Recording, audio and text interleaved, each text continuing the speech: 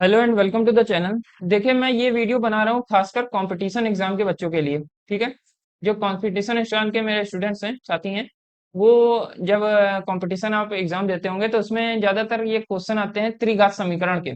ठीक है, त्रिघात समीकरण का सोल्यूशन निकालना होता है, कहते हैं इसका सोल्यूशन फाइंड करिए, या फैक्टर सोल्यूशन या फैक्टर कुछ भी कह सकते हैं, फाइंड करना होता है। तो जल्दी तेजी से आप सिर्फ 10 सेकंड में किस तरह फाइंड कर सकते हैं ये हम जानेंगे। पहले एक जनरल मेथड समझते हैं कि जनरल मेथड हमारा क्या कहता था, जो हमने छोटे क्लासों में पढ़ा था, उसे देख लेंगे। उसके बाद हम देखेंगे कि इसे 10 सेकंड में किस तरह सॉल्व करेंगे। ठीक है। तो हमारी इक्वेशन क्या दी हुई है? हमारी इक्वेशन दी हुई है 3 का cube plus 2x² minus 9x minus 18।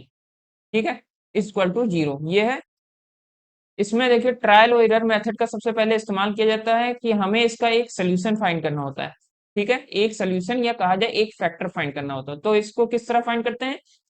इसको हम इस तरह फाइंड करते हैं कि एक्स की कोई ना कोई वैल्यू रखें। इसे जनरल मेथड भी कहते हैं या इसे लॉन्ग डिवीजन मेथड भी कहते हैं। आपको किताबों में, इंटर हाई स्कूल की किताबों में मिल जाएगा, लॉन्ग डिवीजन मेथड के भी नाम से इसे कहा जाता है। तो अच्छा ठीक है, यहाँ पर वैल्यूज रखी जाती। पहले हम एक्स इक्वल टू 0 रख के देखते हैं कि क्या ये इक्वेशन 0 बन नहीं। ये भी 0 बन जाना चाहिए और इधर तो 0 है, तो LHS और RHS इक्वल हो जाना चाहिए। तो ये 0 जब रखेंगे तो एक्स क्यूब तो 0 हो जाएगा, एक्स स्क्वायर का भी टर्म 0 हो गया, ये भी 0 लेकिन माइनस का 18 तो बचा रहेगा। इस वजह से ये 0 तो होगा नहीं। तो मुझे पता है इसका सोल्यूशन जो आएगा, वो इसका सोल्यूशन आएगा हमारा एक्स इक्वल टू -के 2 पर। इसका सोल्यूशन हमें एक्स इक्वल टू -के 2 पर मिलेगा। ठीक है। एक्स इक्वल टू -2 वैल्यू रखिएगा, तो एक्स का क्यूब है। एक्स का क्यूब मतलब 8, क्यूब है इसलिए माइनस का साइन रहेगा। ठीक है। फिर एक्स स्क्वायर की जगह -2 रखेंगे तो 2 टू जा 4 और 4 टू जा 8, तो प्लस का 8 आ जाएगा, माइनस का 9 है। और एक्स की जगह रखेंगे -2 तो 9 टू जा 18, तो ये हो जाएगा माइनस माइनस प्लस, और माइनस का 18 इस तरफ आई है, तो ये कट गया, ये कट गया, मतलब ये 0 आ रहा है। 0 इधर भी है। ठीक है, तो LHS इक्वल टू RHS हमारा हो गया। यहाँ से ये बात सिद्ध हो गई है कि जो ये x इक्वल टू -2 है, ये इसका एक सोल्यूशन है। अब x इक्वल टू -2 अगर इसका सोल्यूशन है, तो इससे फैक्टर फॉर्म में किस तरह चेंज होगा? -2 को हम लेफ्ट साइड ले आए, लेफ्ट साइड लेकर आएंगे तो -2 +2 बन जाएंगे, x इक्वल टू 0। ये हमारा एक फैक्टर बन गया इसी इक्वेशन का। ठीक है। इस इक्वेशन का फैक्टर बनने का मतलब है ये इक्वेशन इससे डिवाइड भी हो सकती है। तो x+2 जो ये एक फैक्टर है, ये हमारी ये जो क्यूबिक इक्वेशन दी हुई है, क्या दी हुई है? x³ plus 2x² plus 2x² minus का 9x माइनस का 18, इसको डिवाइड कर सकती होगी। सोल्यूशन है तो मतलब सीधी सी बात है, डिवाइड करना चाहिए। तो डिवाइड कैसे करते थे पॉलिनोमियल को, ये सबको पता होना चाहिए। ठीक है, तो एक्स स्क्वायर को मुझे यहाँ पर दिखाई दे रहा है, अगर मल्टीप्लाई कर दें, इसको एक्स स्क्वायर में ले जाकर मल्टीप्लाई कर दे तो हमारा सॉल्व हो सकता है। हम ये देखते हैं पॉलिनोमियल की सबसे बड़ी जो घात है वो बन जाए। तो यहाँ पर हमें सबसे पहले दिख रहा है x³। तो x³ अगर एक्स स्क्वायर से इसको मल्टीप्लाई करेंगे तो सबसे पहले x³ आ जाएगा, तो उसको कैंसिल किया जा सकता है। ठीक है, तो वही चीज है। एक्स स्क्वायर से अगर मल्टीप्लाई करेंगे तो क्या बनेगा? x³ प्लस 2x² ये बनेगा, माइनस माइनस डिवाइड में साइन माइनस का हो जाता है, ये कट गया और ये भी आपस में कट जाएगा। ठीक है। तो जब ये कट जाएगा तो यहाँ पर जा जाएगा 0, 0 आएगा। फिर हम क्या करते हैं, नेक्स्ट टर्म जो है उसे उतारते हैं। नेक्स्ट क्या है हमारा? 9x minus 18। ठीक है, 9x माइनस 18। किसी को ये डिवाइड करना ना पता हो तो एक बार रिवीजन कर लीजिएगा पुरानी किताबों से। ठीक है, तो 9x माइनस 18 कैसे आएगा? तो यहाँ पर माइनस के 9 से अगर मल्टीप्लाई कर दें पॉलिनोमियल को तो आ जाना चाहिए। तो -9 से अगर मल्टीप्लाई करेंगे, देखिए ये x+2 है, इसको अगर -9 से आप मल्टीप्लाई कर देंगे तो क्या आएगा? -9x minus 18। बस यही हमने कर रहे हैं, -9x आ जाएगा और -18 आ जाएगा। ठीक है, डिवाइड हो रहा है तो मतलब साइन चेंज होंगे, साइन चेंज होंगे तो प्लस प्लस हो गया, ये और ये कट गए, मतलब यहाँ रिमाइंडर जो हमारा आ गया, शेष फल वो 0 आ गया। अब यूक्लिड लेमा सभी लोगों ने पढ़ा होगा। यूक्लिड लेमा हमारा क्या कहता था? जो डिवाइडेंट है, ये जो भागफल हमारा ये भाजक होता है, भाजक और हमारा भागफल का मल्टीप्लाई कर दें और उसमें शेषफल ऐड कर दें तो ये जो भाज्य है ये हमारा आ जाता है। ठीक है, ये डिवाइजर जो है ये हमारा डिवाइजर क्या, ये इसका मल्टीप्लाई कर दें क्वोशेंट से, और प्लस उसमें अगर हम जीरो ऐड कर दें जो हमारा शेषफल है, तो ये हमारा डिवाइडेंट जो है, डिवाइडेंट क्या है, डिवाइडेंट हमारा ये था, ये पॉलिनोमियल, ये हमारा आ जाएगा। यही हमारा यूक्लिड लेमा कहता है। ठीक है, सब लोगों ने ये बात सीखी होगी जब आपने वो पढ़ा होगा क्या, नंबर सिस्टम। ठीक है, तो हमारा डिवाइडेंट क्या है, x cube minus plus 2x square minus 9x minus 18, ये है हमारा डिवाइडेंट। इज इक्वल टू में हमारा भाज्य, भाज्य क्या है, तो भाज्य है x प्लस टू, हमारा जो वो आया था क्वेश्चंट वो क्या है, क्वेश्चंट है 9x स्क्वायर माइनस 9। ठीक है, प्लस 0। ठीक है, यही होता है यूक्लिड लेमा, और इसी का इस्तेमाल किया जाता है, जो आपको स्कूल में ज्यादातर नहीं बताया जाता होगा, ये यूक्लिड लेमा का ही इस्तेमाल करके फैक्टर निकालते हैं। ठीक है, अब हमसे कहा क्या क्वेश्चन में था कि इसके आपको फैक्टर करके दिखाने हैं, इस इक्वेशन के फैक्टर करके दिखाने हैं, तो फैक्टर किस तरह किए जाएंगे। यहाँ पर देखिए तो x प्लस टू एक आ गया है हमारा फैक्टर, और दूसरा फैक्टर देखा जाए तो एक्स स्क्वायर माइनस का 9 है, तो माइनस का 9 को क्या कर सकते हैं, 3 का स्क्वायर, और प्लस का 0 लिखा हुआ है, तो प्लस का 0 लिखा जाए या ना लिखा जाए, कोई मतलब तो है नहीं। तो इसका फैक्टर क्या आ जाएंगे, एक्स प्लस टू, एक्स ए स्क्वायर माइनस बी स्क्वायर का फॉर्मूला लगा दीजिए, एक ब्रैकेट में ए प्लस बी, एक ब्रैकेट में ए माइनस बी, ये बन गया हमारा फैक्टर्स। यही होते हैं हमारे फैक्टर्स, या इसको सोल्यूशन कह दीजिए, बात एक ही है। ठीक है, ये हमारे हो गए पॉलिनोमियल के तीन फैक्टर। अब क्यूबिक पॉलिनोमियल है तो तीन फैक्टर आएंगे, एक दो तीन। अभी यहाँ स्क्वायर होता है तो दो फैक्टर आते हैं। ठीक है, तो अब आप ये जनरल मेथड तो समझ गए होंगे कि जनरल मेथड से किस तरह से फैक्टर फाइंड किए जाते हैं। पर अब बात आती है ट्रिक से किस तरह फाइंड किया जाए। अगर एग्जाम में एकदम से आ जाए तो हम इतना टाइम तो है नहीं कि 10 मिनट का यही करते फिरेंगे, तो वो ट्रिक से कैसे सॉल्व करें, सिर्फ 10 सेकंड में वो ट्रिक से हो जाएगा। पहली है हमारा जो मेथड आता है hit and trial method. Hit and trial method की तरह किस तरह का सॉल्व कर सकते हैं, तो ये देखिए, x cube plus 2x square minus 9x minus 18 equal to ये 0, ये इक्वेशन है। इसमें हम करेंगे क्या, हम इसमें वैल्यू रखेंगे x equal to minus two की। ठीक है, इसमें आप वैल्यू रखिए x equal to minus two. अभी हमने फाइंड किया था x equal to minus two जो है वो इस इक्वेशन का सोल्यूशन है हिट एंड ट्रायल मेथड से। अलग अलग वैल्यू से आप रख के देखेंगे तो एक अंदाजा भी होता है, तो समझ में आ जाएगा कि x equal to minus two पर अगर रखें तो इसका सोल्यूशन आ सकता है। अब अगर इसका सोल्यूशन आ सकता है तो आप करेंगे क्या, x plus two, minus to को अगर दूसरी साइड शिफ्ट करेंगे तो इसका फैक्टर बन जाएगा। तो फैक्टर क्या है इसका, एक आएगा x प्लस टू। एक फैक्टर जब x प्लस टू आ जाए तो उसे 3 बार लिख दीजिए इस तरह, क्योंकि ये क्यूबिक है तो इस बार इसमें 3 बार लिखना होता है।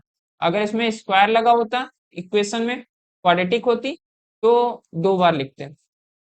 क्यूबिक इक्वेशन है तो 3 बार लिखते हैं। ठीक है, अब सबसे पहले हमें देखना है कि हमें एक्स क्यूब बनाना होता है इससे, तो क्या करते हैं इसमें, एक्स क्यूब अगर हमें बनाना होता है इससे, तो हम क्या करते हैं, इसमें हम एक्स स्क्वायर का अगर मल्टीप्लाई कर देते तो पहला टर्म तो हमें ये मिल जाता है एक्स क्यूब, मिल जाता है या नहीं मिल जाता। ठीक है, और दूसरा टर्म जो ये है इससे मल्टीप्लाई होकर क्या मिलता है, हमारा मिलता है एक्स स्क्वायर।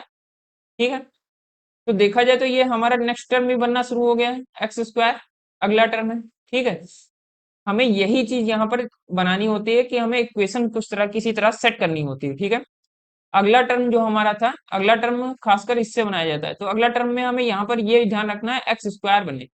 एक्स स्क्वायर बनने के लिए क्या होगा, तो यहाँ पर देखा जाए तो यहाँ पर ये बात समझ में आ रही है, जो ये अगला टर्म है ये हमारा 2x स्क्वायर, ये हमारे फर्स्ट टर्म से ही हमें मिला जा रहा है।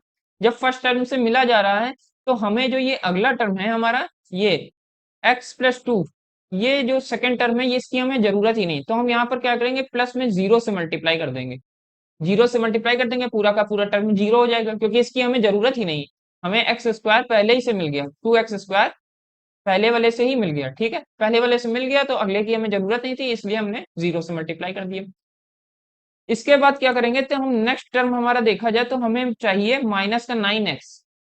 इससे हमें माइनस का 9x निकालना है, तो किस तरह का निकाला जा सकता है, माइनस के 9 से अगर मल्टीप्लाई कर दें x को, तो हमें क्या पहला टर्म मिलेगा माइनस का 9x, और फिर माइनस के 9x से दूसरे टर्म में मल्टीप्लाई होगा तो क्या मिलेगा माइनस का 18।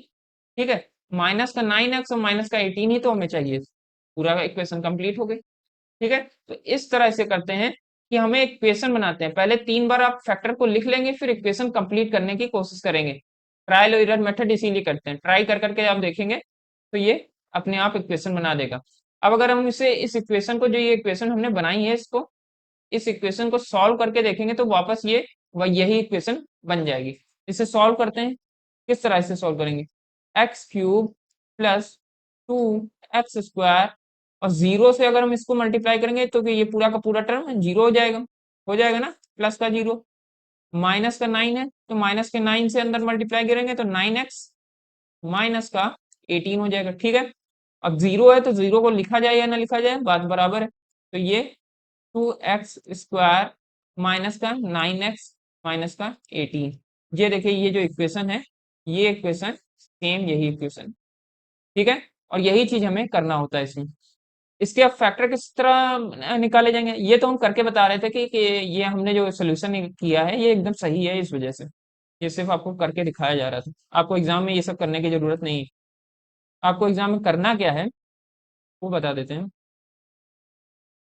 करना ये होगा कि सबसे पहले इस तरह से इक्वेशन बनाएंगे। ठीक है, इस तरह से फैक्टराइजेशन इसका करेंगे। उसके बाद हम यहाँ पर देखें तो x+2 कॉमन ले सकते हैं पूरे इक्वेशन से। ठीक है, तो अंदर क्या बन जाएगा, अंदर बच जाएगा x² प्लस 0 - 9 बचेगा अंदर, बाकी का तो x+2 बाहर निकल जाएगा।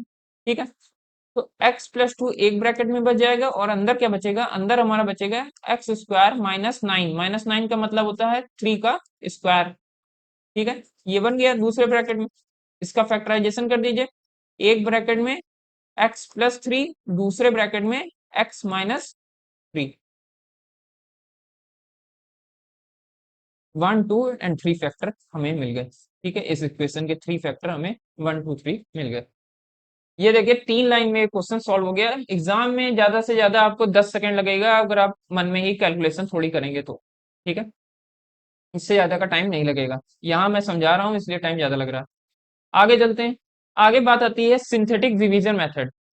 एक मेथड और है जिसके जरिए सॉल्व हो सकता है, वो है synthetic division method. Synthetic division method से भी बहुत तेजी से ये क्वेश्चन सॉल्व होता है। तो देखिए ये क्या है, हमारी इक्वेशन क्या थी, x³ प्लस 2x² -9x -18। चुटकियों में ये क्वेश्चन सॉल्व होगा, वो देखिए किस तरह। ये है, हमने सिंथेटिक डिवीजन मेथड करने के लिए कुछ इस तरह बना लीजिएगा। ठीक है, इसमें करते क्या है, सबसे पहले एक फैक्टर हमें खुद फाइंड करना होगा, ट्रायल और एरर मेथड से जैसे में हम लोग फाइंड करते हैं। हमें पता है इसका एक फैक्टर जो है, ये सोल्यूशन क्या है, x = -2 ये है। ठीक है, इतनी सी बात हमें पहले ही से पता हुआ, तो पता है तो हम क्या करते हैं, -2 से इसको मल्टीप्लाई करते हैं। मल्टीप्लाई क्या कर रहे हैं, तो आप ये जरा देखिए, इसको थोड़ा सा गलत बना दिया। इसका एक फैक्टर x = -2 है, इसका एक फैक्टर जो है x = -2 है, ये बात पता है। तो सिंथेटिक मेथड में मल्टीप्लाई करते हैं कुछ इस तरह, यहां पर हम कोफिशिएंट फाइंड करते हैं। कोफिशिएंट मतलब जो x के साथ ये जो टर्म लगे हुए हैं डिजिट, इन्हें हम फाइंड करते हैं। ठीक है, तो कोफिशिएंट क्या लगे हुए हैं इस इक्वेशन में, पहले कोफिशिएंट नोट कर लीजिए कौन कौन से। x³ का कोफिशिएंट क्या है, 1 है। x² का कोफिशिएंट क्या है, तो वो +2 है, साइन साथ लेते चलिए। x का कोफिशिएंट क्या है, -9 है, और यहाँ पर कांस्टेंट क्या था, तो वो -18। ठीक है, यहाँ पर हम क्या करेंगे, हमने एक फैक्टर इसका -2 फाइंड कर लिया, तो -2 से हम मल्टीप्लाई करना शुरू करेंगे। किस तरह से मल्टीप्लाई करना शुरू करेंगे, तो यहाँ पर देखिए सबसे पहला टर्म जो होता है, सबसे पहला कोफिशिएंट, इसको एज इट इज नोट कर लेते हैं, 1 है तो 1 को एज इट इज नोट कर लीजिए, उसमें कोई छेड़छाड़ नहीं करनी। ठीक है, 1 को नोट करने के बाद हम क्या करेंगे, ये जो -2 है इसको हम 1 से मल्टीप्लाई करेंगे। ठीक है, -2 को 1 जो अभी लिखा हुआ है उससे मल्टीप्लाई करेंगे, तो -2 को जब 1 से मल्टीप्लाई करेंगे तो क्या आएगा, -2। माइनस के टू को आपको वन से मल्टीप्लाई करना है। जो ये कोफिशियंट आया है माइनस का वन, इससे मल्टीप्लाई। वन कहाँ से आया है? तो ये वन जो हमारा पहला कोफिशियंट था एज इट इज, इसे नोट कर लिया, इससे कोई चेंज नहीं किया इसमें। ठीक है, यहाँ तक बात समझ में आ गई होगी। अब क्या करेंगे? अब अगला स्टेप होता है कि हम क्या करेंगे, ये माइनस प्लस का टू है, ये माइनस का टू है, प्लस का टू और माइनस का टू, यहाँ साइन आइन नहीं चेंज करना है, ये याद रखिएगा। वो भाग विधि नहीं कर रहे हैं कि साइन चेंज करना है, यहाँ पर साइन आइन नहीं चेंज करना है। एक प्लस का टू है, एक माइनस का टू, प्लस का टू और माइनस का टू ये आपस में जीरो बना देगा। ठीक है, यही करेगा ना, ऐड करेंगे जब। तो इसके बाद नेक्स्ट जब आता है तो नेक्स्ट में हम क्या करेंगे, नेक्स्ट में हम ये माइनस के टू को मल्टीप्लाई करते हैं अगले के कोफिशियंट के साथ, मतलब जीरो के साथ। तो माइनस टू को जब जीरो के साथ मल्टीप्लाई करेंगे तो क्या आएगा, यहाँ पर जीरो आ जाएगा। ठीक है, इतनी सी बात समझ में आई, जीरो आ जाएगा। तो जीरो को जब माइनस नाइन में ऐड करेंगे तो क्या आएगा, जीरो को जब माइनस नाइन में जब ऐड करेंगे तो वही आ जाएगा, माइनस का नाइन।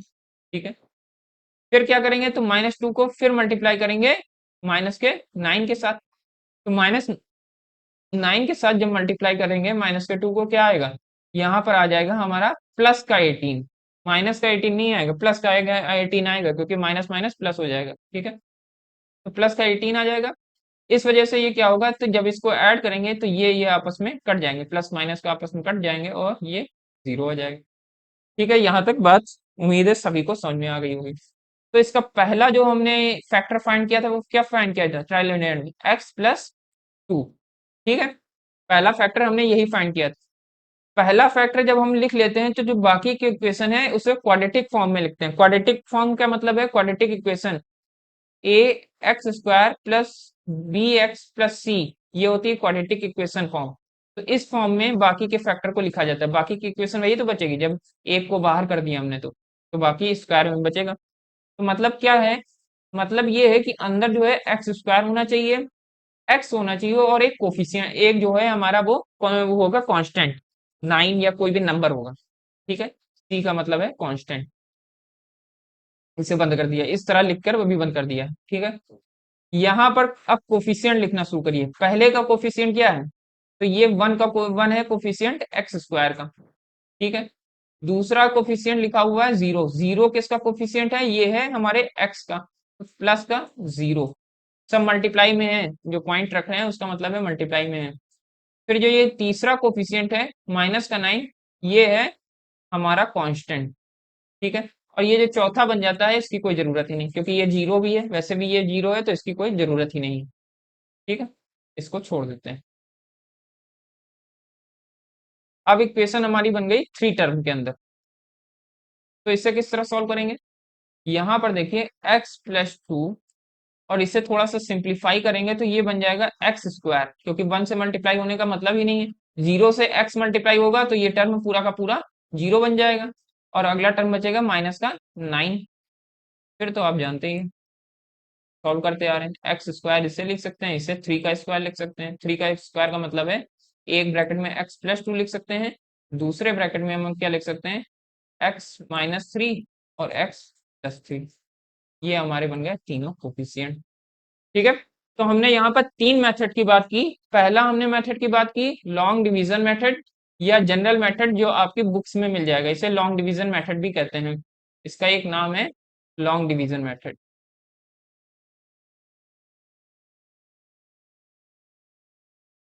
बुक्स में देखिए तो ये मिलेगा लॉन्ग डिवीजन मेथड। ठीक है, दूसरा बात आती है, दूसरा बात क्या आती है, हिट एंड ट्रायल मेथड। ठीक है, दूसरा बात आती है hit and trial method. Hit and trial method में क्या होता है, हिट एंड ट्रायल मेथड में कुछ इस तरह से सोल्यूशन आता है। ठीक है, यहाँ तक बात समझ में आ गई। उसके बाद हमने बात की सिंथेटिक डिवीजन मेथड की। मैं कहूंगा अगर आपको कभी इस्तेमाल करना पड़ जाए, तेजी से क्वेश्चन सॉल्व करना है, तो 10 सेकंड में सबसे तेज ये सॉल्व कर सकता है, वो है synthetic division method. Senior classes में भी यही इस्तेमाल होता है। तो सबसे तेज आपको कंपटीशन में अगर किसी भी मेथड से सॉल्व करना पड़ जाए क्यूबिक इक्वेशन, तो सिंथेटिक डिवीजन मेथड से अच्छा कोई भी मेथड नहीं रहेगा। ये सबसे इंपॉर्टेंट मेथड भी है और सबसे तेज सॉल्व करता है इक्वेशंस को। ठीक है, इसके बाद भी अगर आपका कोई डाउट हो या कोई क्वेश्चन हो जो आपसे सॉल्व ना हो रहा हो, तो डिस्क्रिप्शन में मैंने गूगल फॉर्म का लिंक दे रखा है, उस लिंक पर जाकर आप फोटो क्लिक करके सबमिट कर सकते हैं, जिसका सोल्यूशन मैं अगले वीडियो में दे दूंगा। ठीक है, तो फिलहाल इस वीडियो में इतना ही। तब तक के लिए थैंक यू। वीडियो को लाइक शेयर सब्सक्राइब जरूर करें।